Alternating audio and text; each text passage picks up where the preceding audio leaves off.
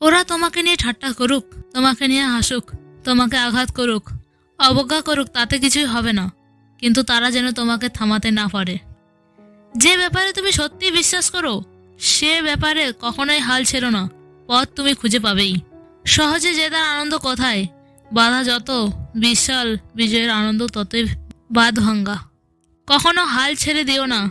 এখনকার এই দাঁতে দাঁত চেপে করা কষ্টগুলো তোমাকে বিজয়ের খেতাব দেবে সারা জীবনের জন্য।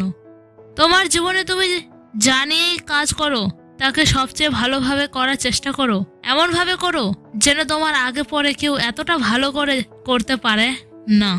আমি ব্যর্থতাকে মেনে নিতে পারি, কিন্তু আমি চেষ্টা না করে মেনে নিতে পারি না। কখনো ভেঙে পড়ো না। পৃথিবীতে যা কিছু হারিয়ে যায় অন্য কোনো রূপে সেটি ঠিক হয়ে আবার ফিরে আসে জীবনে। তোমার স্বপ্ন আর তোমার মাঝে দাঁড়িয়ে আছে কেবল একটি জিনিস, সেটি হচ্ছে অজুহাত। যে মুহূর্ত থেকে তুমি নিজেকে অজুহাত দেখানো বন্ধ করে কাজ শুরু করবে সে মুহূর্ত থেকে তোমার স্বপ্ন আর স্বপ্ন থাকবে না, সেটি বাস্তবে রূপ নিতে শুরু করবে। একটি লক্ষ্য ঠিক করো, সেই লক্ষ্যকে নিজের জীবনের অংশ বানিয়ে ফেলো। চিন্তা করো, স্বপ্ন দেখো, তোমার মস্তিষ্ক, পেশি, রক্তনালী পুরো শরীরে সেই লক্ষ্যকে ছড়িয়ে দাও, আর বাকি সবকিছু ভুলে যাও। এটাই সাফল্যের পথ। সাফল্যের মূল মন্ত্র হলো, যা আমরা ভয় পাই তার ওপর নয়, বরং আমরা যা চাই তার ওপর আমাদের চেতন মনকে কেন্দ্রীভূত করো।